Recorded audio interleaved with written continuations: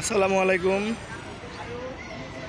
পঞ্চগড় থেকে ছেড়ে আসা রাজশাহীগামী আন্তনগর ডাউন বাংলাবান্ধা এক্সপ্রেস ট্রেনটি পার্বতীপুর জংশন ইন করলো 65-51 লোক নিয়ে।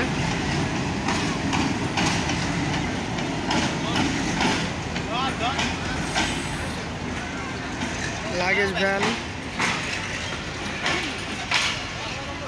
এবং আর অল্প কিছু সময়ের মধ্যে ফুলবাড়ির দিকে রওনা দিবে। এখন না, তিতুমির আসবে। তারপর